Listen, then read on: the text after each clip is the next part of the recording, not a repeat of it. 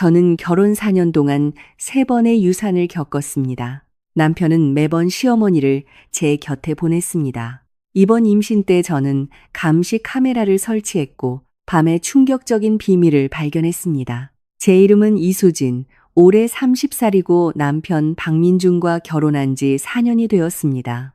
이 4년 동안 제게 가장 중요한 일은 아이를 갖는 것이었습니다. 하지만 하늘은 제게 끔찍한 장난을 치는 것 같았습니다. 3번이나 임신했지만 3번 모두 아이를 잃었습니다. 첫 임신은 결혼 첫 해였습니다. 저는 기쁜 마음으로 민준에게 알렸지만 그는 그저 웃으며 알았어. 앞으로 쉬엄쉬엄 해라고 말할 뿐이었습니다. 그러고는 야근할 건 다 하고 회식 갈 건 다 갔습니다. 전혀 신경 쓰는 기색이 없었습니다. 그때 시어머니 김영희 씨가 저를 돌봐주겠다며 저희 집으로 들어오셨습니다. 민준이 바쁘니 당신이 제 몸조리를 돕겠다는 것이었습니다. 저는 시어머니가 진심으로 저를 아껴주신다고 생각하며 감동했습니다. 하지만 임신 2개월이 지났을 때 갑자기 복통과 함께 하혈을 시작했습니다. 저는 온몸을 떨며 민준에게 전화했지만 그는 중요한 회의 중이라며 시어머니와 먼저 병원에 가라고 했습니다. 시어머니의 부축을 받아 택시를 타고 병원에 갔고 의사는 아이를 지키지 못했다며 소파 수술을 해야 한다고 말했습니다. 수술대 위에서 저는 억울하고 아픈 마음에 눈물을 멈출 수가 없었습니다. 민주는 다음 날 아침이 되어서야 병원에 나타났습니다. 아침 식사 하나를 손에 들고 고생했어라고 말한 게 전부였습니다. 2번째 임신은 결혼 2년 차였습니다. 저는 극도로 조심했습니다. 무거운 것은 들지 않았고 식단도 인터넷에서 본 대로 철저히 관리했습니다. 하지만 시어머니는 매일같이 몸에 좋은 것이라며 온갖 종류의 보약을 다려주셨습니다. 그때는 별 생각 없이 이번에는 꼭 아이를 지키고 싶어하는 시어머니의 마음이라고만 생각했습니다. 하지만 임신 3개월이 지났을 때 또다시 사고가 났습니다. 그날 밤 갑자기 고열에 시달리며 온몸의 기운이 빠졌고 다음 날 또 유산을 했습니다. 이번에도 민주는 곁에 없었습니다. 지방으로 출장을 갔다고 했습니다. 또 시어머니가 저와 함께 병원에 갔습니다. 시어머니는 병실에서 한숨을 쉬며 제 몸이 약하다고 탓했고 여자들이 임신하는 게 뭐 그리 유별나냐고 말했습니다. 저는 침대에 누워 심장이 칼로 베이는 듯한 고통을 느꼈습니다. 아이를 잃은 슬픔뿐만 아니라 민준의 냉담함에 마음이 더 아팠습니다. 왜 다른 남편들은 아내의 유산에 가슴 아파하는데 그는 항상 그렇게 무심할 수 있는지 이해할 수 없었습니다. 3번째 임신은 작년이었습니다. 저는 이미 무감각해져 있었고 임신이 두려워지기까지 했습니다. 하지만 양가 부모님의 성화에 민준도 한 번만 더 해보자. 이번엔 잘 될지도 모르잖아라고 말했습니다. 마지막 희망을 품고 다시 아이를 가졌습니다. 이번에는 직장도 그만두고 집에서 태교에만 전념했습니다. 시어머니는 여전히 제 곁을 지키며 돌봐주셨습니다. 하지만 비극은 또다시 반복되었습니다. 임신 4개월째 저는 다시 유산했습니다. 이번에 민주는 근처에 있었지만 회사에 긴급 프로젝트가 생겼다며 또 시어머니를 저와 함께 병원에 보냈습니다. 수술이 끝난 후 저는 텅 빈 옆자리를 보며 결국 민준에게 전화를 걸었습니다. 저는 울면서 물었습니다. 민준 씨, 당신 나를 신경 쓰긴 한 거야? 우리 아이들을 신경 쓴 적은 있어? 왜 내가 아플 때마다 당신은 내 곁에 없는 거야? 민주는 전화기 너머에서 잠시 침묵하더니 말했습니다. 수진아, 신경 안 쓰는 게 아니야. 정말 바빠서 그래. 어머니가 옆에서 돌봐주시잖아. 뭐가 달라? 쓸데없는 생각 말고 몸조리나 잘해. 그의 말에 제 마음은 차갑게 식어버렸습니다. 어머니가 곁에 있으면 똑같다니 제가 필요한 건 남편의 위로와 관심이지 매번 시어머니를 보내 무마하려는 태도가 아니었습니다. 이 3번의 유산 동안 매번 시어머니가 저와 함께 병원에 갔고 의사는 매번 제 몸이 너무 약하거나 배아 발달이 좋지 않은 것 같다고 말했습니다. 하지만 저는 마음속 깊은 곳에서 무언가 잘못되었다고 느꼈습니다. 평소 건강하고 큰 병도 알아본 적이 없는데 왜 임신만 하면 문제가 생기는 걸까요? 그리고 유산하기 전마다 시어머니가 온갖 보약을 다려주시고 반드시 다 마시라고 강요했던 것이 생각났습니다. 전에는 깊이 생각하지 않았지만 세 번째 유산 후에는 그 보약에 문제가 있었던 것은 아닐까 하는 의심이 들기 시작했습니다. 이 생각이 한 번 들자 더 이상 떨쳐낼 수가 없었습니다. 민준에게는 말할 수 없었습니다. 그는 분명 제가 유난을 떤다고 생각하며 시어머니 편을 들 것이 뻔했습니다. 친정 부모님께도 말씀드릴 수 없었습니다. 연세가 많으신 두 분을 걱정시키고 싶지 않았습니다. 그렇게 저는 의심과 고통 속에서 반년을 보냈습니다. 이제 평생 아이를 가질 수 없을지도 모른다고 생각했을 때 저는 또다시 임신했다는 사실을 알게 되었습니다. 임신 테스트기의 선명한 두 줄을 보았을 때 제 마음에는 기쁨이 아닌 깊은 두려움이 가득했습니다. 이번에도 이전처럼 아이를 잃게 될까봐 무서웠습니다.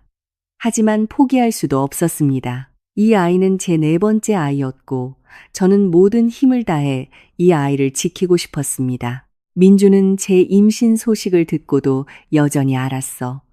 어머니가 잘 돌봐주실 거야.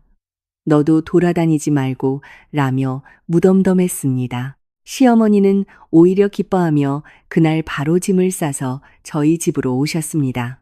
24시간 제 곁을 지키겠다고 했습니다. 시어머니는 예전처럼 매일 보약을 다리고 온갖 음식을 만들어 주셨습니다. 하지만 저는 그 음식들을 보며 마음속으로 불안감을 느꼈습니다. 더 이상 예전처럼 수동적으로 당할 수는 없었습니다. 저는 지난 3번의 유산의 진실을 밝혀내야 했습니다. 만약 정말 제 몸에 문제가 있다면 받아들이겠지만 누군가 뒤에서 음모를 꾸민 것이라면 절대로 용서하지 않을 것입니다. 고민 끝에 저는 몰래 감시 카메라를 설치하기로 결심했습니다. 시어머니와 민준이 없는 틈을 타 거실 화분과 침실 책장에 각각 소형 카메라를 설치했습니다. 친구를 통해 구한 이 카메라는 매우 작아서 쉽게 발견되지 않을 것이었습니다. 카메라 설치를 마친 순간 저는 긴장과 기대를 동시에 느꼈습니다. 진실을 찾고 싶었지만 그 진실이 제가 가장 마주하고 싶지 않은 모습일까봐 두려웠습니다. 그 후 며칠 동안 저는 겉으로는 예전처럼 시어머니의 말에 순종하는 척했습니다. 시어머니가 주시는 것은 무엇이든 마시고 시키는 대로 했습니다. 하지만 밤이 깊어지면 몰래 카메라 영상을 확인했습니다. 처음 며칠은 별다른 이상이 없었습니다. 시어머니는 평범하게 저를 돌보고 밥을 하고 청소를 했습니다. 하지만 저는 포기하지 않았습니다. 여우는 언젠가 꼬리를 드러낼 것이라고 믿었습니다. 임신 2개월이 다 되어가던 어느 날 밤, 저는 물을 마시기 위해 잠에서 깼다가 습관처럼 휴대폰으로 감시 카메라를 확인했습니다. 그리고 화면 속 장면에 저는 온몸이 얼어붙는 듯한 충격을 받았습니다. 그날 밤, 저는 잠을 설쳤습니다. 새벽 1시가 넘어 잠에서 깼는데 목이 말라 거실로 물을 마시러 가고 싶었습니다. 휴대폰을 집어들었을 때 저는 무의식적으로 감시 카메라 앱을 켰습니다. 화면에는 거실의 실시간 영상이 보였습니다. 시어머니 김영희 씨는 자지 않고 소파에 앉아 있었습니다. 손에는 작은 종이 포장을 들고 거실의 희미한 조명 아래서 조심스럽게 흰색 가루를 꺼내 제가 낮에 마시다 남긴 물컵에 넣었습니다. 그리고는 가루가 완전히 녹을 때까지 숟가락으로 젓는 것이었습니다. 제 손에서 휴대폰이 바닥으로 떨어졌습니다. 다행히 카펫이 두꺼워 깨지지는 않았습니다. 저는 떨리는 손으로 휴대폰을 주워 방금 전 화면을 몇 번이고 다시 돌려보았습니다. 제가 잘못 본 것이 아니었습니다. 저 흰색 가루는 무엇일까? 왜 제 물에 무언가를 넣는 걸까? 지난 3번의 유산이 순식간에 머릿속을 스쳐 지나갔습니다. 유산하기 전마다 시어머니는 매일같이 보약을 다리고 물을 건네며 반드시 다 마시라고 강요했습니다. 설마 그 보약과 물에 모두 저런 것을 넣었던 걸까요? 저는 두근거리는 마음을 진정시키고 시어머니가 아직 거실에 있는지 확인하기 위해 조용히 침실을 나섰습니다. 침실 문가에 다가서자 시어머니가 낮은 목소리로 통화하는 소리가 들렸습니다. 걱정 마세요. 제가 약을 넣었어요. 이번에는 절대 아이를 지키지 못할 거예요. 아이가 유산되면 바로 돌아오세요. 제가 민준이한테 잘 말해서 두 사람 이혼시키고 당신들이 당당하게 함께할 수 있도록 할게요. 그 뒤의 말은 더 이상 들리지 않았습니다. 귓가에서 윙윙거리는 소리가 나고 온몸이 차갑게 식었습니다. 시어머니가 계속 저를 해치고 있었던 겁니다. 제가 3번이나 아이를 잃은 것은 모두 시어머니가 꾸민 짓이었습니다. 민준이 다른 여자와 재혼하게 하려고 이런 짓을 벌인 것입니다. 그 당신은 누구일까? 설마 민준에게 다른 여자가 있었던 걸까요? 저는 더 이상 생각할 수 없었습니다. 조용히 침실로 돌아와 문을 닫고 문에 기댄 채 바닥에 주저앉았습니다. 눈물이 멈추지 않았습니다. 결혼 4년 동안 저는 민준과 시어머니를 진심으로 대하며 친가족처럼 여겼습니다. 그런데 그들은 제게 이렇게 대했습니다. 3번의 유산으로 인한 육체적, 정신적 고통이 모두 그들의 계획된 악행이었다는 사실에 치가 떨렸습니다. 저는 눈물을 닦고 마음속으로 다짐했습니다. 반드시 이 아이를 지켜내고 그들에게 죗값을 치르게 하겠다고. 그 후 며칠 동안 저는 겉으로는 아무것도 모르는 척 예전처럼 시어머니에게 순종했습니다.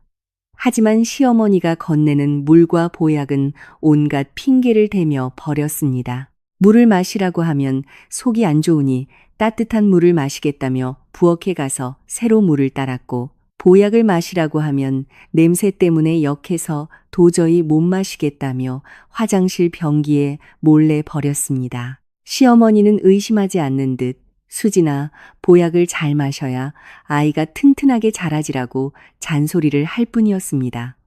저는 속으로 비웃으며 겉으로는 네, 어머님, 명심할게요라고 대답했습니다. 민주는 여전히 아침 일찍 나가 밤늦게 돌아왔고 집에 있어도 저와는 거의 대화를 하지 않았습니다. 휴대폰을 보거나 서재에 틀어박혀 통화를 할 뿐이었습니다. 전에는 그가 일 때문에 바쁘다고 생각했지만 이제는 그 첫사랑이라는 여자와 연락하고 있었을지도 모른다는 생각이 들었습니다. 어느 날 저녁, 민준이 드물게 일찍 퇴근했습니다. 저는 용기를 내어 그와 대화를 시도했습니다. 민준 씨, 우리 결혼한 지 4년 동안 내가 3번이나 유산했는데 뭔가 이상하다고 생각한 적 없어요? 민주는 휴대폰에서 눈을 떼지 않은 채 건성으로 대답했습니다. 이상할 게 뭐가 있어. 의사도 내 몸이 약해서 그렇다고 했잖아. 쓸데없는 생각 말고 몸조리나 잘해. 그의 냉담한 모습에 가슴이 아팠습니다. 그럼 내가 유산할 때마다 당신은 곁에 없고 늘 어머님이 병원에 데려가셨는데 조금도 미안하지 않아요? 민주는 휴대폰을 내려놓고 미간을 찌푸리며 말했습니다. 내가 바빠서 그랬다고 했잖아. 어머님이 곁에서 돌봐주시는데 뭐가 문제야? 왜 이렇게 점점 예민하게 굴어? 예민하다니. 저는 눈물을 참을 수 없었습니다. 민준 씨, 그 아이들은 우리 아이들이었어요. 3명이나 잃었는데 당신은 아무렇지도 않아요? 민주는 한숨을 쉬며 말했습니다. 네가 힘든 거 알아. 나도 마음이 안 좋아. 하지만 이미 지난 일이잖아. 지금 가장 중요한 건 이 아이를 지키는 거야. 쓸데없는 생각은 그만해. 저는 그를 보며 감시 카메라에 대해 말해야 할지 망설였습니다. 하지만 이내 생각을 접었습니다. 그는 내게 이렇게 냉담한데 어쩌면 시어머니의 소행을 이미 알고 있었을지도 모릅니다. 심지어 함께 공모했을지도 모릅니다. 저는 떠보기로 했습니다. 민준 씨, 어머님이 주시는 보약이 좀 이상한 것 같아요. 혹시 그 안에 뭐가 들어있는 건 아닐까요? 민준의 표정이 순식간에 굳어졌습니다. 그의 눈빛이 흔들렸습니다. 무슨 소리야? 어머니가 널 해칠 리가 없잖아. 우리 박씨 집안에 든든한 아들 하나 낳아주길 얼마나 바라시는데. 수진아, 내가 경고하는데 쓸데없는 상상하지도 말고 어머니한테 함부로 말하지도 마. 그러다 이 집안 풍비박산나. 그의 반응은 제 추측이 맞았다는 것을 증명했습니다. 그는 알고 있었습니다.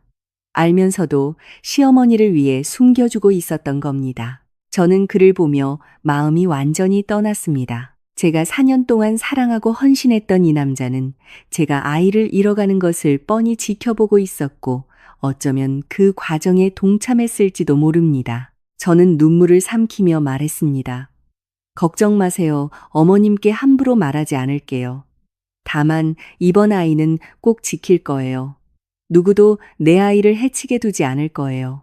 민주는 제가 그저 하는 말이라고 생각했는지 고개를 끄덕이고는 다시 휴대폰을 들었습니다.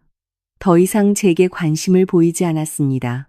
저는 침실로 돌아와 감시 카메라 영상을 저장하고 시어머니가 약을 타는 결정적인 장면들을 캡처했습니다. 이 모든 것이 나중에 그들과 싸울 때 필요한 증거가 될 것이었습니다. 그 후로 저는 더욱 조심했습니다. 시어머니가 주는 것은 최대한 피했고 피할 수 없을 때는 한 모금 마시는 척하다가 몰래 뱉어버렸습니다. 또한 몰래 임산부용 비타민과 유산 방지제를 사서 의사의 지시에 따라 복용하며 아이가 건강하게 자랄 수 있도록 노력했습니다. 하지만 이번 임신이 오래 지속되자 시어머니는 더욱 악랄해졌습니다. 어느 날 거실 과일 바구니에 있는 사과에서 작은 주사바늘 자국을 발견했습니다. 저는 소름이 끼쳐 사과를 바로 버렸습니다. 시어머니가 사과에 무언가를 주사했다는 것을 직감했습니다. 이 여자는 저를 유산시키기 위해 수단과 방법을 가리지 않고 있었습니다. 저는 점점 더 두려워졌습니다. 시어머니가 더 끔찍한 짓을 저지를까봐 무서웠습니다.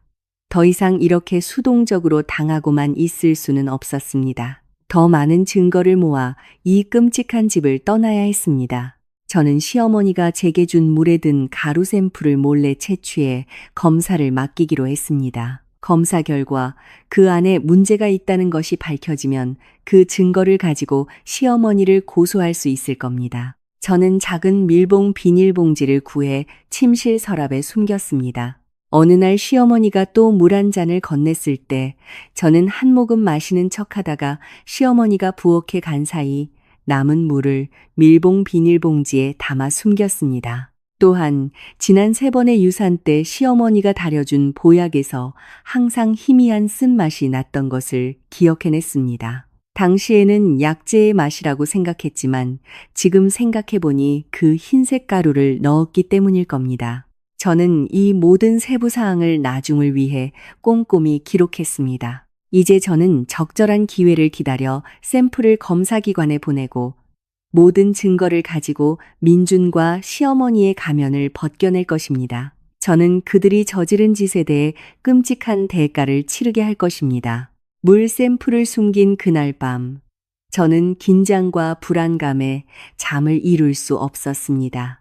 한편으로는 시어머니가 제 행동을 눈치챌까봐 두려웠고, 다른 한편으로는 검사 결과가 빨리 나와 확실한 답을 주기를 바랐습니다.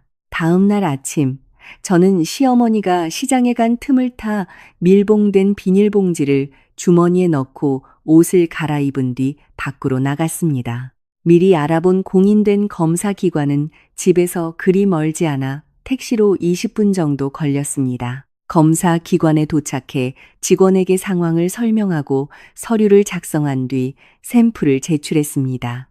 결과는 3일 후에 나온다고 했습니다. 저는 직원에게 부디 꼼꼼하게 검사해달라고 신신당부했습니다.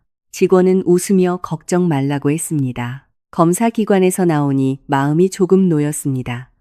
결과만 나오면 모든 진실이 밝혀질 것입니다. 집에 돌아오니 시어머니는 이미 돌아와 부엌에서 저녁을 준비하고 있었습니다.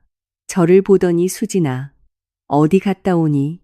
집에서 쉬지 않고 라고 무심코 물었습니다. 저는 심장이 철렁했지만 태연한 척 집에만 있으니 답답해서 잠시 산책하고 왔어요. 라고 대답했습니다. 시어머니는 고개를 끄덕이고는 더 이상 묻지 않았습니다. 다행히 의심하지 않는 것 같았습니다. 그 후 3일은 하루가 1년처럼 길게 느껴졌습니다. 매일 검사 결과를 기다리면서도 결과가 제가 생각하는 그대로일까봐 두려웠습니다. 만약 샘플에 정말 문제가 있다면 그것은 제 3번의 유산이 모두 시어머니의 소행이라는 것을 의미하고 민주는 그 사실을 알면서도 묵인했거나 심지어 가담했을 가능성이 컸습니다. 이런 생각을 하니 온몸이 떨렸습니다. 그 3일 동안 시어머니는 여전히 매일같이 보약을 다리고 물을 건넸지만 저는 매번 핑계를 대며 거절했습니다. 시어머니는 점점 참을성을 잃어갔습니다. 수진아, 대체 왜 그러니? 다 너 좋으라고 하는 건데 왜 마시지를 않아? 이걸 마셔야 아이가 건강하게 크지. 라며 윽박지를 때도 있었습니다. 저는 입덧하는 척하며 어머님, 냄새만 맡아도 속이 울렁거려서 도저히 못 마시겠어요. 입맛이 좀 돌아오면 마실게요. 라고 둘러댈 수밖에 없었습니다. 시어머니의 표정은 좋지 않았지만 더는 강요하지 않았습니다. 이번 임신이 너무 안정적으로 유지되자 초조해진 것이 분명했습니다. 민주는 여전히 아침 일찍 나가 밤늦게 돌아왔고 저와 아이에 대해서는 무관심했습니다. 어느 날 저녁, 그가 비교적 일찍 퇴근했을 때 저는 다시 한번 그를 떠보기로 했습니다. 민준 씨, 요즘 몸이 좀 안 좋은 것 같은데 병원에 가서 검사 한번 받아볼까요? 민주는 미간을 찌푸리며 말했습니다. 무슨 검사? 멀쩡하잖아. 어머님이 매일 집에서 돌봐주시는데 무슨 일이 있겠어? 자꾸 병원 가서 돈 낭비하지 마. 돈 낭비라니. 저는 속으로 비웃었습니다. 우리 아이가 3번이나 유산되었을 때도 무심했던 당신이 이제 내가 검사를 받고 싶다니까 돈 낭비라고 말하는군요. 민준 씨, 당신 정말 아이 아빠 맞아요? 민준의 표정이 굳어졌습니다. 수진아, 작작 좀 해. 예전에는 내 몸이 약해서 그런 거라고 했잖아. 왜 자꾸 나한테 그래? 지금 임신 중인데 쓸데없는 생각 좀 그만하고 조용히 지낼 수 없어? 그의 말은 비수처럼 제 심장에 박혔습니다. 그의 냉담한 얼굴을 보며 저는 완전히 깨달았습니다. 이 남자는 단 한 번도 저를 진심으로 사랑한 적도 우리 아이를 소중히 여긴 적도 없었습니다. 셋째 날 오후 검사기관에서 결과가 나왔으니 찾아가라는 전화가 왔습니다. 저는 심장이 철렁 내려앉는 것을 느끼며 시어머니에게 물건 좀 사러 나간다고 둘러댄 뒤 택시를 타고 검사기관으로 향했습니다. 검사 보고서를 받아든 순간 제 손은 너무 떨려 열어볼 엄두가 나지 않았습니다. 심호흡을 한 뒤 천천히 보고서를 펼쳤습니다. 그 위에 적힌 결과에 저는 눈앞이 캄캄해졌습니다. 샘플에서 고농도의 사양성분 검출, 장기간 복용 시 임산부 유산을 유발할 수 있음, 사양, 사극에서나 보던 임산부에게는 금기시되는 약제, 장기간 접촉하면 유산을 유발한다는 그 사양이었습니다. 시어머니가 이렇게까지 악독할 줄은 몰랐습니다. 3번의 유산의 진실이 드디어 밝혀졌습니다. 그 보약과 물에 모두 사양이 들어있었던 것입니다. 시어머니는 이런 비열한 방법으로 제 아이들을 계속해서 앗아갔던 것입니다. 저는 검사 보고서를 들고 눈물을 참을 수 없었습니다. 4년의 결혼 생활, 3번의 유산의 고통이 모두 사기극이었다니. 제가 가장 믿었던 민준과 시어머니가 손을 잡고 저를 해치고 있었습니다. 저는 눈물을 닦았습니다. 마음속에서는 분노가 치밀어 올랐습니다. 이대로 넘어갈 수는 없었습니다. 그들에게 죗값을 치르게 해야 했습니다. 이혼하고 시어머니가 저지른 짓에 대해 법적 책임을 묻게 할 것입니다. 집에 돌아오자 시어머니가 웃으며 저를 맞았습니다. 수진아, 뭐 사왔니? 왜 이렇게 오래 걸렸어? 그 위선적인 미소를 보자 역겨움이 치밀었습니다. 저는 검사 보고서를 시어머니 앞에 던지며 말했습니다. 어머님 직접 보세요. 제 물에 뭘 넣으셨는지. 시어머니는 검사 보고서를 집어들고는 얼굴이 새하얗게 질렸습니다. 손이 떨리기 시작했습니다. 수진아, 이게 무슨 소리니? 난 이런 거 볼 줄 몰라. 내가 언제 내 물에 뭘 넣었다고 그래? 억울하게 누명 씌우지 마라. 누명이요? 저는 비웃으며 휴대폰을 꺼내 그날 밤의 감시 카메라 영상을 틀었습니다. 직접 보세요. 이게 그날 밤 어머님이 제 물에 흰 가루를 넣는 영상이에요. 그리고 이 검사 보고서에는 그 물에서 사양이 나왔다고 분명히 적혀 있고요. 어머님은 바로 이 사양으로 제 아이를 3번이나 유산시킨 거예요. 시어머니는 영상과 검사 보고서를 보고 더 이상 버틸 수 없었는지 다리에 힘이 풀려 바닥에 주저앉았습니다. 그녀는 울면서 말했습니다. 수진아, 미안하다. 내가 일부러 그런 게 아니야. 나도 어쩔 수 없었어. 어쩔 수 없었다고요? 저는 그녀를 노려보며 물었습니다. 누가 시켰는데요? 민준 씨예요? 두 분이 처음부터 공모한 거죠? 바로 그때 민준이 퇴근해서 들어왔습니다.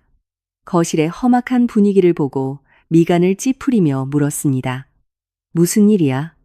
왜들 이래? 저는 민준을 보며 검사 보고서와 휴대폰을 그의 앞에 내밀었습니다. 박민준 씨, 직접 보세요. 당신 어머니가 뇌물의 사양을 타서 나를 3번이나 유산시켰어요. 당신도 이미 알고 있었죠. 두 사람이 함께 꾸민 짓이죠. 민준은 영상과 보고서를 보고는 얼굴이 굳어졌습니다. 그는 황급히 시어머니를 부축하며 말했습니다. 어머니, 이게 대체 어떻게 된 일이에요? 어떻게 이런 짓을 하실 수가 있어요? 시어머니는 울면서 매달렸습니다. 민준아, 다 너를 위해서 그런 거야. 그 여자가 그랬어. 수진이가 아이를 못 낳으면 네가 이혼하고 자기한테 올 거라고. 그러면 내 회사도 더 크게 키워주고 너를 성공시켜주겠다고 했단 말이야. 엄마는 그냥 네가 더 잘 되길 바랐을 뿐이야. 그 여자 역시 민준의 외도 상대였습니다. 저는 분노와 실망감에 가득 차 민준을 쳐다봤습니다. 민준 씨, 그 여자는 누구예요? 당신들 대체 무슨 관계죠? 이미 오래전부터 만나고 있었던 거죠? 민준은 제 눈을 피했습니다. 수진아, 어머니 말씀 오해하지 마. 그냥 아는 사이일 뿐이야. 어머니가 잠깐 잘못 생각해서 이런 일을 저지르신 거야. 뱃속의 아이를 봐서라도 이번 한 번만 용서해주면 안 될까? 용서하라고요? 저는 그를 노려보며 말했습니다. 당신 어머니는 내 아이 셋을 죽였고 지금 뱃속의 아이까지 해치려 했어요. 그런데 나더러 용서하라고요? 그리고 당신 정말 아무것도 몰랐다고요? 몰랐는데 왜 내가 유산할 때마다 곁에 없었죠? 왜 내가 당신 어머니를 의심했을 때 오히려 그 사람 편을 들었죠? 민주는 제 질문에 아무 대답도 하지 못하고 정말 몰랐어. 그냥 일이 바빴을 뿐이야. 수진아, 미안해. 다 내 잘못이야. 내가 너한테 너무 무심했어. 우리에게 한 번만 더 기회를 주면 안 될까? 라고 빌기만 했습니다. 기회? 저는 비웃었습니다. 이미 기회는 충분히 줬어요. 3번의 유산 동안 나는 당신들의 냉담함과 무관심을 몇 번이고 용서했어요. 하지만 당신들은 내 인내심을 시험하며 내 목숨까지 위협했어요. 박민준 씨, 우리 이혼해요. 이혼이라는 말에 민준과 시어머니는 얼어붙었습니다. 시어머니가 황급히 말했습니다. 수진아, 이혼만은 안 된다. 내가 잘못했다. 다시는 안 그럴게. 너랑 아이한테 정말 잘할게. 제발 우리를 용서해다오. 민준도 말했습니다. 수진아, 충동적으로 결정하지 마. 이혼은 아이에게도 우리 모두에게도 좋지 않아. 다시 한번 생각해주면 안 될까? 이미 생각은 끝났어요. 저는 그들을 확고한 눈빛으로 쳐다보며 말했습니다. 이 집에서는 단 하루도 더 머물고 싶지 않아요. 당신들은 나뿐만 아니라 태어나지도 못한 내 새 아이에게 씻을 수 없는 상처를 줬어요. 나는 당신들이 저지른 짓에 대해 반드시 끔찍한 대가를 치르게 할 거예요. 말을 마친 저는 침실로 들어가 간단한 짐을 쌌습니다. 이 끔찍한 집을 떠나 안전한 곳에서 아이를 낳을 준비를 할 것입니다. 동시에 이혼 소송을 준비하고 더 많은 증거를 모아 민준과 시어머니가 응당한 처벌을 받도록 할 것입니다. 하지만 제가 예상치 못했던 것은 민준과 시어머니가 저를 그냥 보내주지 않으리라는 것이었습니다. 그들은 저를 막아섰고 제 손에 있는 증거를 빼앗으려 했습니다. 힘든 싸움이 시작될 것임을 직감했습니다. 저는 짐을 챙겨 현관으로 향했습니다. 문을 열려는 순간 민준이 달려와 제 팔을 거칠게 붙잡았습니다. 이수진, 어딜 가? 당신이 가면 아이는 어떡하라고? 저는 그의 손을 뿌리치며 차갑게 말했습니다. 이 아이는 내 아이예요. 당신과는 상관없어. 내가 떠나야 이 아이가 안전해. 이 집에 있다가는 당신들 손에 죽을지도 몰라. 시어머니도 달려와 문 앞을 막아서며 울부짖었습니다. 수진아, 엄마가 잘못했다. 정말 잘못했어. 한 번만 더 기회를 다오. 앞으로는 너랑 아이한테 정말 잘할게. 다시는 그런 어리석은 짓 안 할게. 기회? 저는 그녀의 위선적인 얼굴을 보며 혐오감을 느꼈습니다. 당신이 내 아이를 3번이나 죽일 때는 왜 내게 기회를 줄 생각은 안 했죠? 이제 와서 잘못했다고? 너무 늦었어요. 민준의 표정이 굳어지며 험악하게 말했습니다. 이수진, 너무 심하게 굴지 마. 어머니도 다 나 잘 되라고 그런 거야. 악에는 없었어. 만약 당신이 이 집을 나가면 아이도 돈도 한 푼도 못 가져갈 줄 알아. 저는 그를 보며 비웃었습니다. 박민준 씨, 내가 돈 때문에 당신과 결혼한 줄 알아요? 지난 4년간 내가 당신을 위해 얼마나 헌신했는지 당신 스스로 잘 알 텐데요. 그리고 아이는 내가 낳고 기를 거예요. 당신과는 아무 상관없어. 꿈깨. 민준이 한 걸음 다가와 제 가방을 뺏으려 했습니다. 가방 안에는 검사 보고서, 감시 카메라 영상 백업, 그리고 제 신분증과 통장 등 중요한 증거들이 들어 있었습니다. 이 증거들은 다 가짜야. 네가 이걸 들고 나가서 헛소문 퍼뜨리게 둘 수 없어. 저는 가방을 품에 꼭 안고 뒤로 물러섰습니다. 박민준 씨, 다가오지 마. 이건 전부 진짜 증거야. 당신이 뺏어봤자 소용없어. 이미 여러 군데 백업해뒀으니까. 당신이 이 가방을 뺏어가도 나는 당신과 당신 어머니를 고소할 수 있어. 시어머니는 민준이 가방을 뺏지 못하자 저를 붙잡고 늘어졌습니다. 그녀는 제 팔을 잇는 힘껏 잡아 끌며 말했습니다.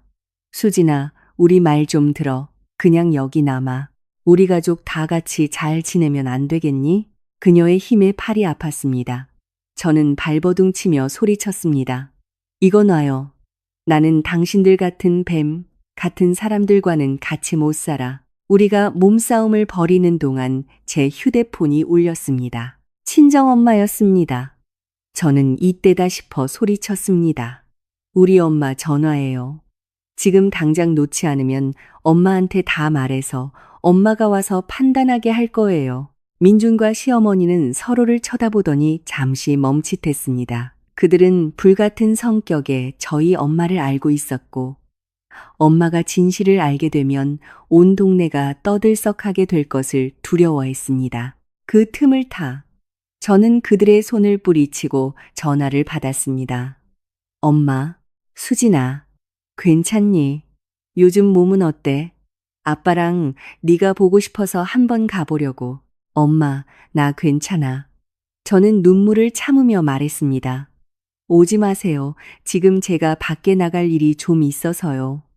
일 끝나면 제가 찾아뵐게요. 나간다고? 임신한 몸으로 어딜 가? 엄마가 의아하게 물었습니다. 혹시 민준이랑 시어머니가 너 괴롭히니? 엄마의 걱정스러운 목소리에 저는 결국 눈물을 터뜨렸습니다. 엄마, 그 사람들이 내 아이를 3번이나 죽였어. 이번에도 뱃속의 아이를 해치려고 해. 저는 엄마에게 자초지종을 간단히 설명했습니다. 전화기 너머의 엄마는 분노에 차 소리쳤습니다. 그 천하의 몹쓸 것들. 어떻게 그렇게 악독할 수가 있어? 수진아, 무서워하지 마. 엄마 아빠가 지금 당장 너 데리러 갈게. 문 앞에서 기다려. 다치지 않게 조심하고. 전화를 끊고 저는 민준과 시어머니를 쳐다보며 말했습니다. 우리 부모님이 곧 여기로 오실 거예요. 더 이상 저를 막을 생각 마세요. 민준의 얼굴은 굳어졌습니다. 제가 이렇게 빨리 부모님께 알릴 줄은 몰랐던 것입니다. 시어머니도 당황하며 민준의 팔을 잡고 말했습니다. 민준아, 어쩌면 좋으냐. 사돈어른이 알게 되면 집안이 뒤집어질 텐데. 민준은 미간을 찌푸리며 생각하더니 말했습니다. 어쩔 수 없지. 일단은 붙잡아둬. 일이 잠잠해지면 그때 다시 얘기하자. 정 안 되면 돈이라도 줘서 입을 막아야지. 나는 당신들 돈 필요 없어요. 저는 그들을 노려보며 말했습니다. 내가 원하는 건 이혼이고 당신들이 저지른 죗값을 치르는 것뿐이에요. 얼마 지나지 않아 부모님이 도착했습니다. 두 분은 문에 들어서자마자 제 빨개진 눈과 민준, 시어머니의 굳은 얼굴을 보고 상황을 짐작했습니다. 엄마는 민준에게 달려가 그의 코앞에서 소리쳤습니다. 박민준, 이 양심도 없는 놈아. 우리 수진이가 너한테 뭘 잘못했는데 내 엄마랑 짜고 이런 짓을 해. 3번의 유산이야. 다 너희 박씨 집안 핏줄인데 어떻게 그럴 수가 있어. 아빠도 분노에 몸을 떨며 민준에게 말했습니다. 박서방, 우리가 수진이를 자네에게 맡긴 건 잘 보살펴달라는 뜻이었네. 그런데 자네는 이렇게 우리 딸을 대했어. 자네가 우리와 수진이에게 떳떳할 수 있겠나? 민준은 부모님의 꾸지람에 고개를 숙인 채 아무 말도 하지 못했습니다. 시어머니가 변명하려 했지만 사부인, 그게 오해십니다. 저도 잠깐 정신이 나갔을 뿐, 잠깐 정신이 나가서 3명의 목숨을 해쳐? 엄마가 그녀의 말을 끊었습니다. 당신 같은 사람은 천벌을 받아야 해. 엄마는 제 손을 잡고 말했습니다. 수진아, 엄마랑 가자. 이 집엔 더 이상 발도 들이지 마. 엄마가 집에 가서 너 잘 돌봐줄게. 너랑 아이 꼭 평안하게 해줄게. 민준이 황급히 막아섰습니다. 아버님, 어머님, 진정하세요. 오해가 있으신 겁니다. 제 설명을 좀 들어보세요. 설명은 듣지 않겠다. 아빠가 차갑게 말했습니다. 변명은 곧 사실을 은폐하려는 것이고, 은폐하려는 것은 곧 사실이라는 뜻이다. 우리는 이미 수진이를 자네와 이혼시키기로 결정했다. 당장 이혼 서류에 도장 찍어. 그렇지 않으면 법정에서 보자. 민준이 무언가 더 말하려 했지만 엄마는 이미 제 손을 끌고 밖으로 나가고 있었습니다. 저런 놈이랑은 말 섞을 필요도 없어. 가자. 수진아, 앞으로는 저런 인간들이랑은 상종도 하지 마. 저는 부모님을 따라 그 끔찍한 집을 나왔습니다. 아빠 차에 올라타 차가 출발하는 순간 저는 뒤를 돌아 그 집을 보았습니다. 마음속에는 미련 대신 해방감만이 가득했습니다. 친정집에 돌아오자 엄마는 서둘러 제게 먹을 것을 차려주고 푹 쉬라고 했습니다. 아빠는 옆에 앉아 한숨만 쉬었습니다. 다 우리 잘못이다. 그때 박서방과 그 어머니의 인성을 제대로 살피지 못해서 네가 이렇게 큰 고생을 하게 했구나. 저는 아빠의 손을 잡으며 말했습니다. 아빠, 두 분 잘못이 아니에요. 제가 눈이 멀어 사람을 잘못 본 거죠. 이제 와서 후회해도 늦었고요. 엄마가 제 곁에 앉아 배를 어루만지며 말했습니다. 앞으로는 엄마 집에서 편안하게 지내. 엄마가 매일 맛있는 거 해주고 잘 돌봐줄게. 꼭 이 아이 평안하게 낳게 해줄게. 그 후로 저는 친정집에서 안정을 되찾았습니다. 부모님은 저를 지극정성으로 돌봐주셨고 덕분에 제 마음과 몸은 점점 건강해졌습니다. 그러는 동안 저는 변호사를 선임하여 이혼 소송을 준비했습니다. 감시 카메라 영상, 검사 보고서, 그리고 지난 3번의 유산 진료 기록을 모두 정리하여 변호사에게 제출했습니다. 변호사는 이 증거들이 시어머니의 고의 상해와 민준의 묵인을 입증하기에 충분하며 승소 확률이 매우 높다고 말했습니다. 그 기간 동안 민준은 제게 수없이 전화를 걸고 메시지를 보내며 사과하고 용서를 구했지만 저는 그를 모두 차단했습니다. 시어머니도 저희 엄마에게 전화를 걸어 울면서 사정했지만 엄마는 욕을 한바탕 퍼붓고 전화를 끊어버렸습니다. 어느 날 변호사로부터 민준과 시어머니가 협의 이혼을 원한다는 연락이 왔습니다. 저는 잠시 생각한 뒤 3가지 조건을 걸었습니다. 첫째, 이혼 후 아이의 양육권은 저에게 있으며 민주는 면접 교섭권을 가질 수 없다. 둘째, 민주는 제게 정신적, 신체적 피해 보상금으로 총 1억 원을 지급해야 한다. 셋째, 시어머니는 자신의 행위에 대해 법적 책임을 지고 제게 공식적으로 사과해야 한다. 변호사가 제 조건을 그들에게 전달하자 그들은 처음에는 너무 가혹하다며 반발했습니다. 하지만 변호사는 만약 동의하지 않으면 법적 절차를 밟을 것이며 그렇게 되면 시어머니는 사과와 배상을 넘어 징역형을 살게 될 수도 있고 민준 역시 외도와 사실, 묵인으로 인해 위자료는 물론 사회적으로도 매장될 것이라고 경고했습니다. 그들은 결국 제 조건을 받아들였습니다. 협의 이혼 당일, 저는 부모님, 변호사와 함께 법률사무소로 향했습니다. 민준과 시어머니도 와 있었습니다. 시어머니는 무척 수척해 보였습니다. 시어머니는 제 앞에 와서 깊이 고개를 숙이며 말했습니다. 수진아, 미안하다.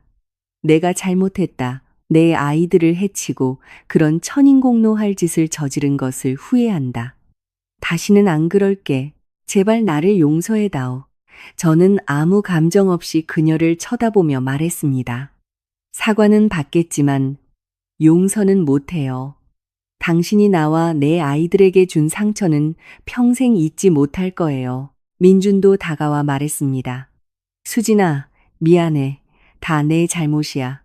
너를 외롭게 하고 어머니의 잘못을 묵인했어. 당신이 요구한 배상금은 최대한 빨리 지급할게.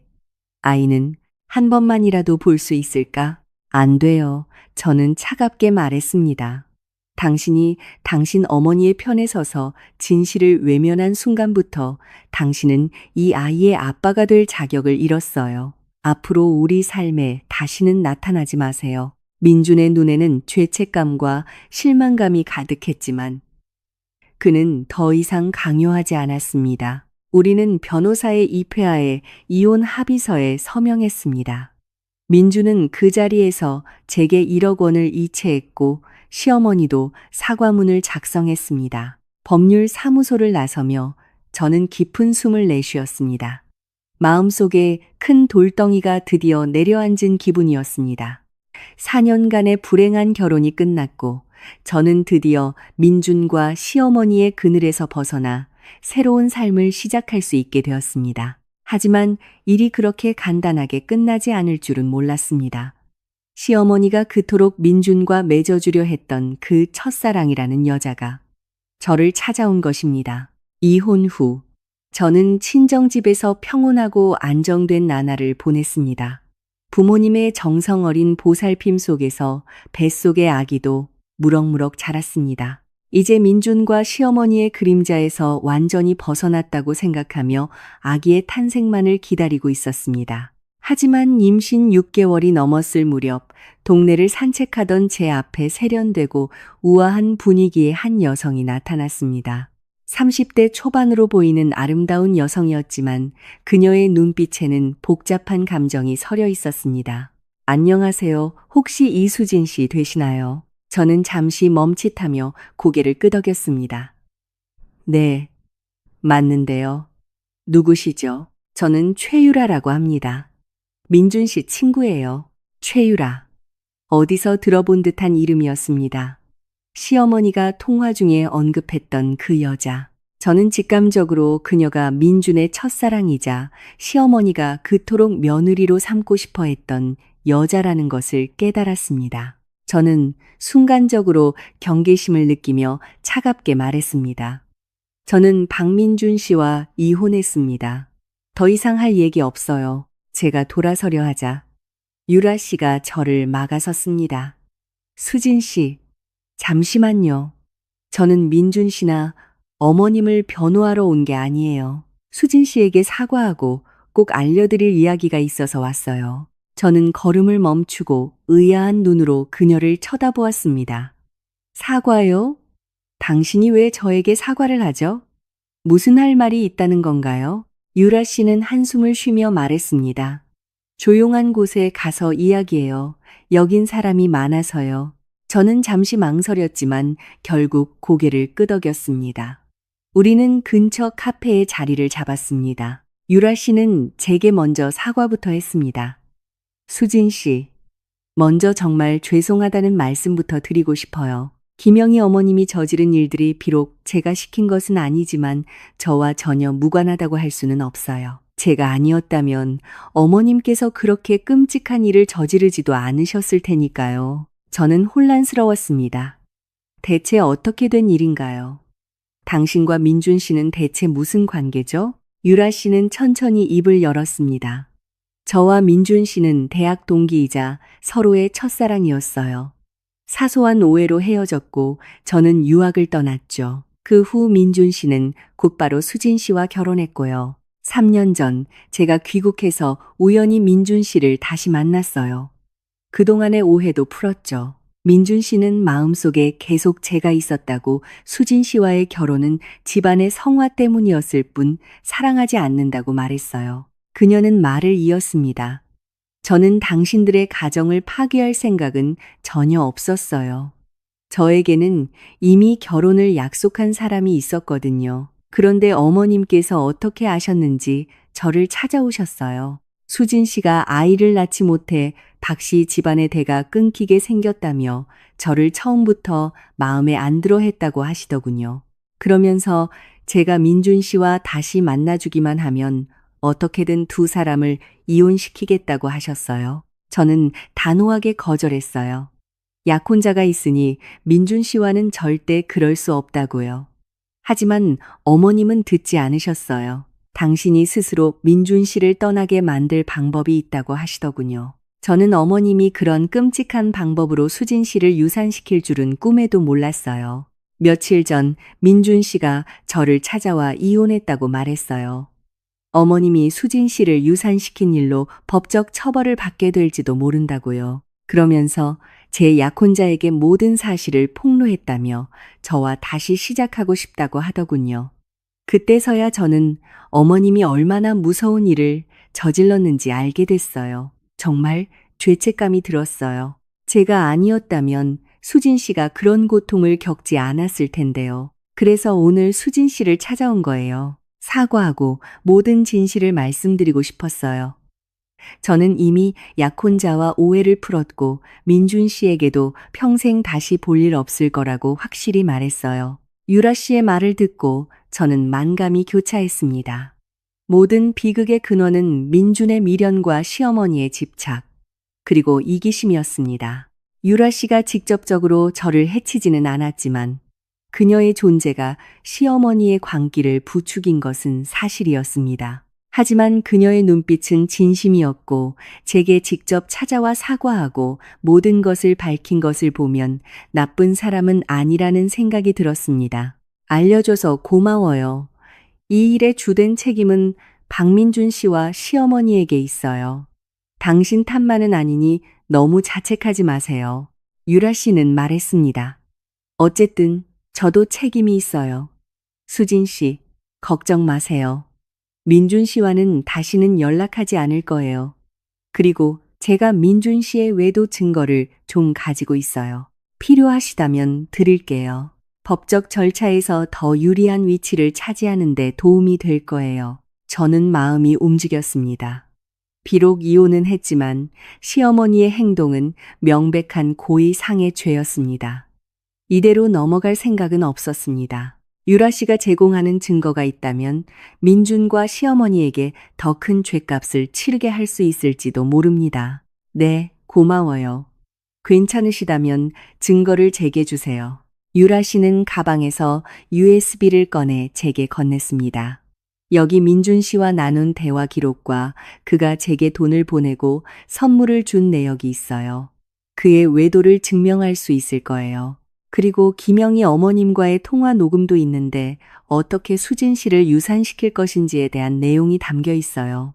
도움이 될 거예요. 저는 USB를 받으며 진심으로 감사했습니다.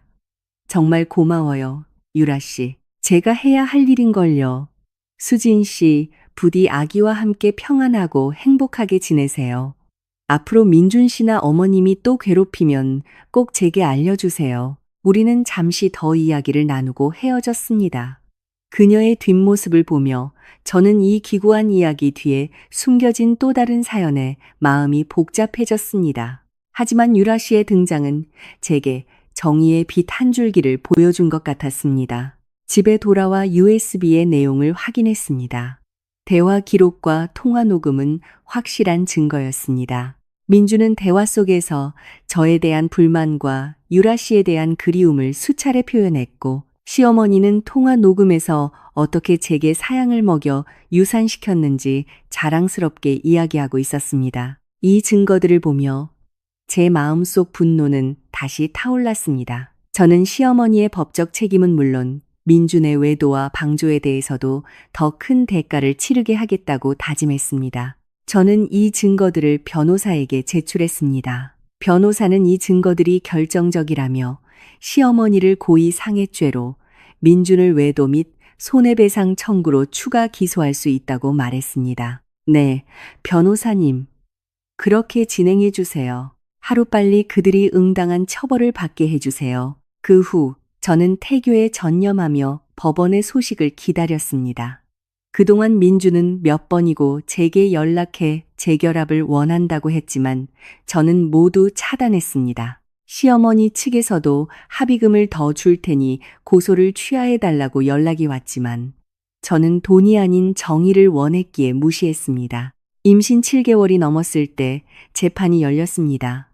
저는 몸이 무거워 출석하지 못했고 변호사가 모든 것을 대리했습니다. 재판에는 유라 씨도 증인으로 출석해 증거를 제공했습니다. 변호사에 따르면 법정에서 민준과 시어머니는 명백한 증거 앞에 모든 죄를 인정할 수밖에 없었다고 합니다. 결국 시어머니는 고의 상해죄로 징역 3년을 선고받았습니다. 민준은 외도와 가정에 대한 무책임한 행동으로 인해 기존 위자료 외에 추가로 5천만 원의 정신적 손해배상금을 지급하라는 판결을 받았습니다.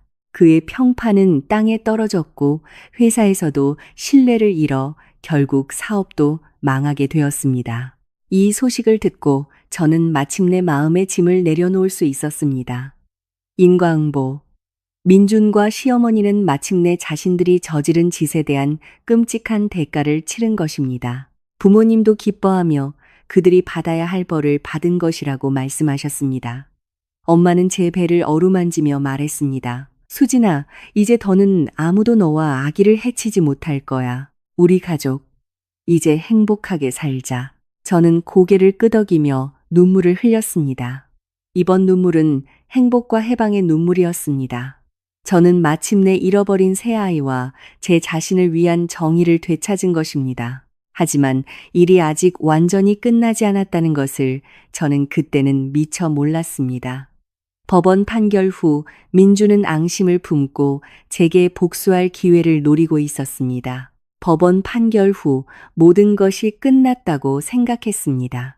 하지만 민준의 앙심은 제 평온한 삶에 또다시 파문을 일으켰습니다. 그날 저는 정기 검진을 마치고 엄마와 함께 병원을 나서고 있었습니다. 멀지 않은 길가에 민준이 서서 어두운 표정으로 우리를 노려보고 있는 것을 발견했습니다.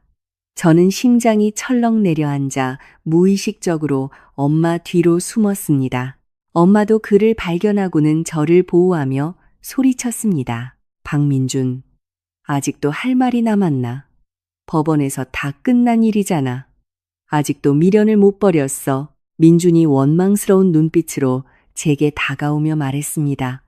이수진, 정말 독하구나. 기어이 우리 엄마를 감옥에 보내고 나를 빈털터리로 만들어야 속이 시원했어. 그렇게 내가 미웠어. 저는 두려움을 억누르며 차갑게 대꾸했습니다. 박민준 씨, 그건 당신들이 자초한 일이야. 당신과 당신 어머니가 먼저 내 아이들을 해쳤잖아. 지금의 결과는 당신들 스스로 만든 거야. 누구도 원망하지 마. 자초한 일이라고. 민준이 비웃었습니다. 최유라만 아니었어도, 우리 엄마가 그렇게 서두르지만 않았어도 이렇게 되지는 않았어. 이수진, 네가 이겼다고 생각하지 마. 난 이대로 끝나지 않을 거야. 엄마가 분노에 떨며 소리쳤습니다. 박민준, 양심 좀 있어라. 너희가 수진이한테 잘못해놓고 이제 와서 적반하장이냐. 경고하는데 당장 꺼져. 그렇지 않으면 경찰에 신고할 거야. 민주는 아랑곳하지 않고 제 배를 보며 섬뜩한 눈빛으로 말했습니다. 네가 아이를 가졌다고 해서 모든 게 끝난 줄 알아? 두고 봐. 그 아이도 편하게 살지는 못할 테니까. 그 말에 저는 완전히 격분했습니다. 박민준, 이 쓰레기 같은 인간. 아이는 죄가 없어. 만약 내 아이 머리카락 하나라도 건드리면 내가 당신을 가만두지 않을 거야. 가만두지 않겠다고? 네가 나를 이길 수 있을 것 같아? 민준이 제게 손을 뻗치려는 순간 엄마가 그를 밀치며 막아섰습니다. 내 딸한테서 떨어져. 민준은 비틀거리며 더욱 분노했습니다. 두고 보자. 내가 당신들을 편하게 살게 두지 않을 테니까. 그는 저를 맹렬하게 쏘아보고는 좌셴리카라.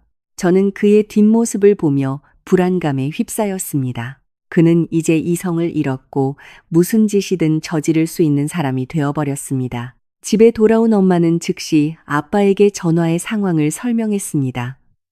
아빠는 격분하며 우리가 스스로를 보호해야 한다고 말했습니다. 그날 이후 아빠는 매일 저를 병원에 데려다 주셨고 엄마는 제 곁을 떠나지 않았습니다.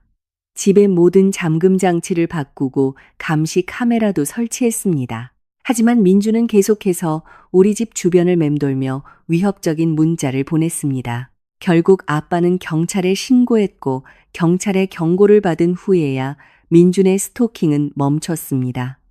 하지만 저는 매일 밤 악몽에 시달렸습니다. 엄마는 그런 저를 보며 이사를 가자고 제안했습니다.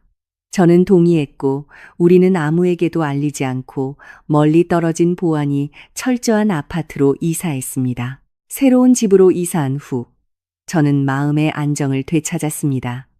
휴대폰 번호도 바꾸고 민준과의 모든 연락을 끊었습니다. 그러던 어느 날 최유라 씨에게서 전화가 왔습니다. 그녀는 민준의 친구를 통해 제 소식을 들었다며 저를 걱정하고 있었습니다. 그리고 충격적인 소식을 전해주었습니다. 수진 씨, 민준 씨 회사가 최근 큰 문제에 부딪혔어요. 그의 평판이 나빠지면서 많은 고객들이 등을 돌렸고 자금난으로 거의 파산 직전이에요. 지금은 빚쟁이들에게 쫓기는 신세가 됐다고 해요. 그 소식을 듣고도 제 마음속에는 동정심 대신 통쾌함만이 느껴졌습니다. 그가 저지른 짓에 대한 당연한 대가였습니다. 유라 씨는 그가 이제 저를 괴롭힐 여유가 없을 것이라며 안심시켜 주었습니다. 그 말을 듣고 저는 비로소 마음을 놓을 수 있었습니다. 저는 평온한 마음으로 아기의 탄생을 기다렸습니다. 임신 9개월이 넘었을 때 진통이 시작되었습니다. 아빠는 즉시 저와 엄마를 병원으로 데려갔습니다. 엄마는 산부인과 밖에서 저를 응원하며 말했습니다. 수진아, 무서워하지 마. 엄마가 너랑 아기 기다리고 있을게. 꼭 건강하게 돌아와야 해. 저는 고통 속에서도 아이를 건강하게 낳겠다는 일념 하나로 버텼습니다. 얼마 지나지 않아 우렁찬 아기 울음소리와 함께 제 아들이 태어났습니다. 의사 선생님이 웃으며 말했습니다. 축하합니다. 3.3kg의 건강한 아들이에요. 아기의 울음소리를 듣는 순간 저는 눈물을 참을 수 없었습니다. 그것은 행복과 감사의 눈물이었습니다. 의사 선생님이 아기를 제 곁으로 데려왔습니다. 저는 아기의 작은 얼굴을 어루만지며 전에 느껴보지 못했던 행복감에 젖었습니다. 엄마와 아빠도 들어와 아기를 보고는 기쁨의 눈물을 흘렸습니다. 아기의 탄생은 우리 집에 끝없는 기쁨을 가져다 주었습니다. 저는 아기에게 준우라는 이름을 지어주었습니다. 앞으로 평안하고 건강하게 자라기를 바라는 마음에서였습니다. 준우는 순하고 착해서 먹고 자는 것 외에는 거의 울지 않았습니다. 저는 엄마가 되는 행복에 흠뻑 빠져 매일 준우의 사랑스러운 얼굴을 보며 과거의 모든 고통과 억울함을 잊었습니다. 이제 제 삶은 햇살과 희망으로 가득 찰 것이라고 믿었습니다. 하지만 저는 몰랐습니다. 준우의 100일 잔치가 열리던 날, 박민준의 어머니 김영희 씨가 뜻밖의 출소하여 저를 찾아오리라는 것을. 준우의 100일 잔치 날, 부모님은 가까운 친척 몇 분을 초대해 조촐한 파티를 열었습니다. 모두가 준우를 둘러싸고 귀엽다고 칭찬하며 건강하게 자라기를 기원했습니다. 저는 이 따뜻한 풍경을 보며 행복감에 젖어 민준과 시어머니에 대한 생각은 까맣게 잊고 있었습니다. 하지만 파티가 거의 끝날 무렵 초인종이 울렸습니다. 엄마가 문을 열자마자 "어떻게 오셨어요?" 라며 비명을 질렀습니다. 저는 불길한 예감에 현관으로 달려갔고 문 앞에 서 있는 김영희 씨를 발견했습니다. 그녀는 허름한 옷차림에 몹시 수척해진 모습이었습니다. 김영희 씨의 시선은 제 품에 안긴 준우에게 고정되어 있었습니다. 그 눈빛에는 갈망과 죄책감, 그리고 탐욕이 뒤섞여 있었습니다. "내 손주 좀 보러 왔다." 그녀가 쉰 목소리로 말하며 집 안으로 들어오려 했습니다. "우리 박씨 집안 핏줄인데 내가 볼 권리가 있어." 아빠가 그녀를 막아서며 말했습니다. "김 여사, 아직도 정신을 못 차렸소? 우리 수진이한테서 3명의 아이를 앗아가 놓고 이제 와서 준우까지 해치려는 거요? 당장 돌아가시오. 그렇지 않으면 경찰을 부르겠소." 해치려는 게 아니에요. 그녀가 울부짖었습니다. "제가 잘못했어요. 감옥에서 매일같이 후회하고 반성했어요. 그냥 손주 얼굴 한 번만 보고 싶어서 그래요. 한 번만 보고 바로 갈게요." 저는 준우를 안고 뒤로 물러서며 차갑게 말했습니다. "어머님은 준우를 볼 자격이 없어요. 제 아이들을 3번이나 죽일 때는 이런 날이 올 줄 몰랐나요? 준우는 제 아들이고 당신들 박씨 집안과는 아무 상관없어요." "왜 상관이 없어? 제 몸에는 우리 집안 피가 흐르고 있는데." 그녀가 흥분해서 소리쳤습니다. "내 유일한 손주야. 반드시 봐야겠어." 엄마가 분노에 떨며 말했습니다. "김 여사, 양심 좀 있으세요. 당신들 집안이 우리 수진이한테 어떻게 했는데 이제 와서 손주 타령이에요? 어림도 없으니 당장 돌아가세요." 하지만 그녀는 막무가내로 울고불고 난리를 쳤습니다. 그 소리에 준우가 놀라 울음을 터뜨렸습니다. 저는 준우를 달래며 그녀를 향해 소리쳤습니다. "당장 여기서 나가세요. 제 아들을 놀라게 하지 마세요. 더 이상은 참지 않겠어요." 그녀는 울고 있는 준우를 보더니 갑자기 제 앞에 무릎을 꿇었습니다. "수진아, 내가 잘못했다. 내가 너한테 무릎 꿇고 빌게. 제발 내 손주 한 번만 보게 해다오. 딱 한 번만." 친척 중 몇몇이 저를 설득하려 했지만 저는 단호했습니다. "안 돼요. 저는 제 아이를 자신의 형제들을 해친 사람과 엮이게 할 수 없어요. 당장 일어나서 돌아가세요. 그렇지 않으면 지금 바로 경찰에 신고할 거예요." 제가 정말 휴대폰을 들자 그녀는 겁을 먹고 자리에서 일어났습니다. 그녀는 눈물을 흘리며 말했습니다. "수진아, 내가 정말 잘못했다. 감옥에서 매일 후회했어. 그때 민준이 말만 듣지 말았어야 했는데 제발 한 번만 더 기회를 다오." "기회요?" 저는 비웃었습니다. "제 새아이가 다시 살아 돌아올 수 있나요? 제가 받은 고통이 사라지기라도 하나요? 더 이상 헛수고하지 마세요. 저는 당신을 용서하지도 준우를 보여주지도 않을 거예요. 다시는 우리 앞에 나타나지 마세요." 아빠가 전화를 드는 시랩을 하자 그녀는 결국 포기하고 돌아섰습니다. 그녀는 미련과 죄책감이 가득한 눈으로 계속 뒤를 돌아보며 떠났습니다. 저는 준우를 지키기 위해 어쩔 수 없는 선택을 했다고 생각하며 마음을 다잡았습니다. 그 후로 저는 김영희 씨가 다시 찾아올까봐 노심초사했습니다. 다행히 그녀는 다시 나타나지 않았습니다. 저는 드디어 그녀의 그늘에서 벗어났다고 생각했습니다. 하지만 보름 후 그녀는 민준과 함께 다시 저를 찾아왔습니다. 그날 오후 저는 준우와 함께 아파트 정원에서 햇볕을 쬐고 있었습니다. 갑자기 김영희 씨와 민준이 제게 다가왔습니다. 민준은 이전보다 훨씬 더 초췌하고 절망적인 모습이었습니다. 저는 준우를 안고 자리를 피하려 했지만 그들이 저를 막아섰습니다. 수진아, 잠시만. 민준이 쉰 목소리로 말했습니다. 해치려는 게 아니야. 그냥 준우 얼굴 한 번만 보고 싶어서 그래. 분명히 말했을 텐데요. 준우는 당신들과 아무 상관없다고. 저는 경계심을 늦추지 않았습니다. 김영희 씨가 눈물을 흘리며 말했습니다. 수진아, 우리 정말 아기는 없어. 민준이가 지금 너무 힘들어. 회사도 망하고 빚쟁이들한테 쫓기고 있어. 그냥 준우 얼굴 보고 살아갈 희망이라도 얻고 싶어서 그래. 그 사람이 어떻게 살든 저와는 상관없어요. 저는 차갑게 말했습니다. 당신들이 저버린 인연이에요. 당장 비키세요. 경찰 부르기 전에 민준이 제 품에 안긴 준우를 보며 간절하게 말했습니다. 수진아, 내가 잘못했어. 너와 우리 아이들에게 정말 미안해. 매일 고통 속에서 살고 있어. 제발 준우 한 번만 안아보게 해줘. 딱 한 번만. 안 돼. 저는 단호하게 거절했습니다. 당신은 그럴 자격 없어. 내가 아이들을 잃고 고통스러워할 때 외면했던 당신이 이제 와서 아빠 행세를 하겠다고? 너무 늦었어. 민준이 울부짖었습니다. 내가 자격 없는 거 알아. 하지만 준우는 내 아들이기도 하잖아. 아빠로서 한 번만 안아볼 권리도 없어? 당신은 아빠가 아니야.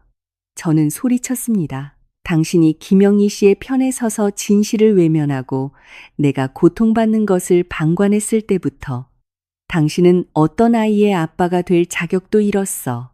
우리의 싸움에 준우가 또다시 울음을 터뜨렸습니다. 저는 그들을 향해 소리쳤습니다.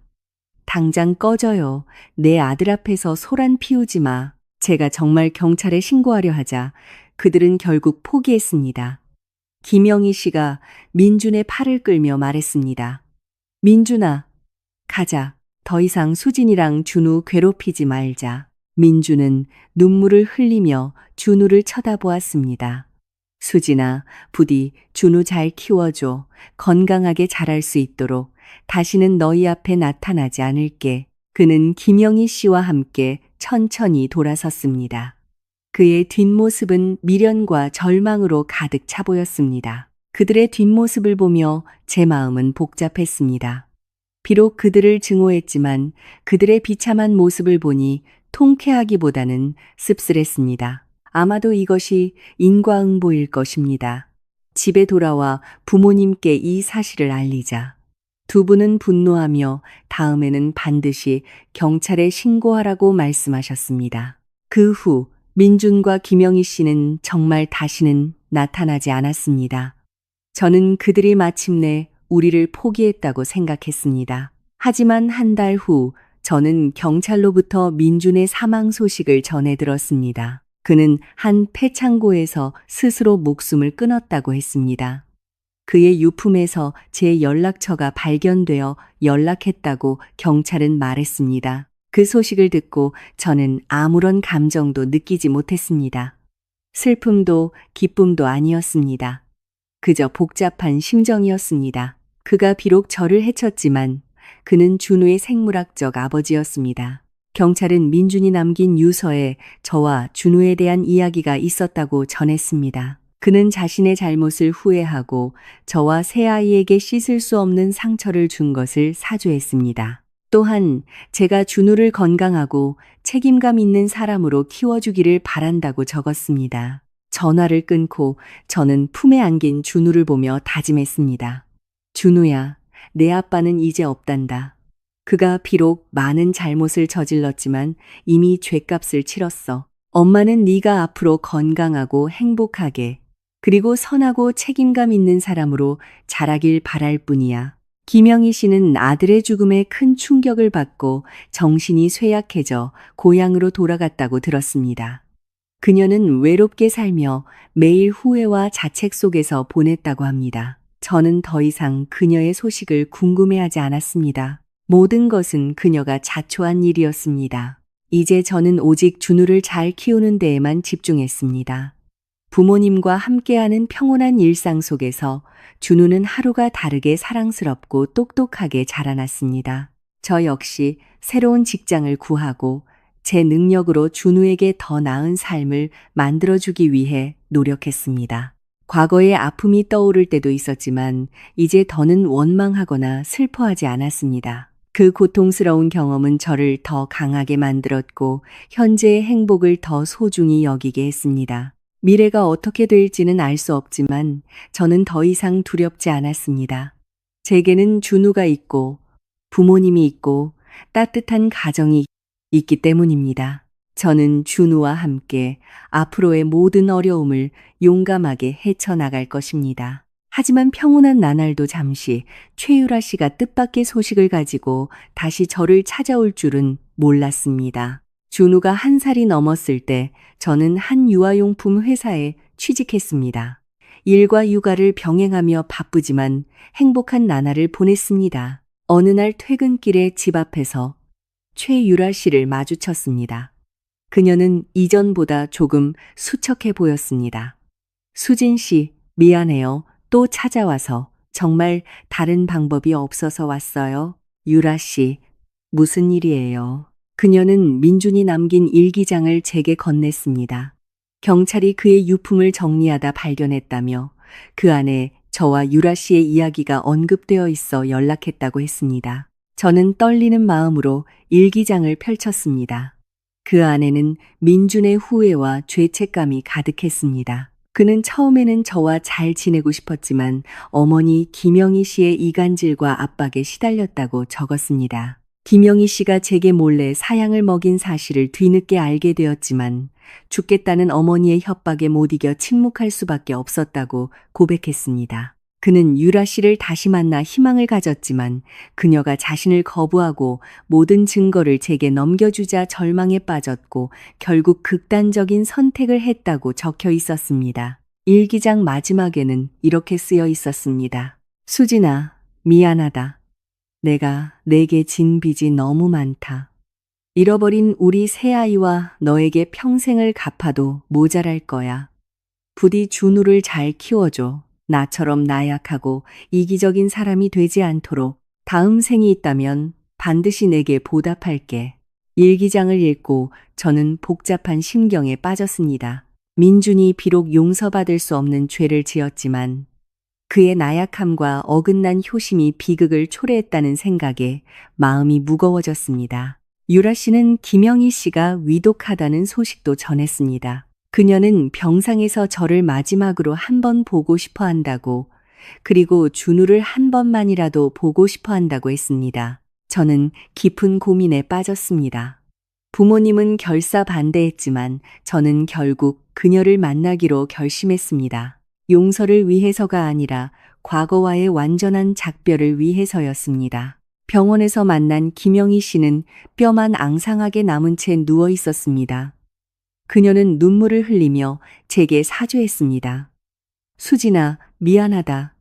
내가 잘못했다. 내 아이들을 해치고 내 인생을 망쳤어. 천벌을 받는 거야. 준우는 보여줄 수 없어요. 저는 단호하게 말했습니다. 그 아이는 이런 불행한 과거를 알게 하고 싶지 않아요. 그녀는 실망한 기색이 역력했지만 이내 고개를 끄덕였습니다. 알겠다. 그 아이가 건강하게만 자라준다면 그걸로 족하다. 수진아, 부디 원한을 풀고 행복하게 살아다오. 이미 다 내려놓았어요. 저는 말했습니다. 오늘 여기 온 건 과거는 과거일 뿐이라고 말씀드리고 싶어서예요. 저는 지금 준우와 함께 아주 잘 지내고 있어요. 그러니 어머님도 더 이상 자책하지 마시고 편히 가세요. 제 말에 그녀는 오열했습니다. 고맙다, 수진아. 네가 나를 용서해 주다니. 이제 죽어도 여한이 없다. 저는 그녀를 용서한 것이 아니었습니다. 그저 제 마음속의 증오를 내려놓았을 뿐입니다. 병원을 나서며 저는 마침내 마음의 짐을 완전히 벗어던진 기분이었습니다. 그 후 유라 씨와는 다시 연락하지 않았습니다.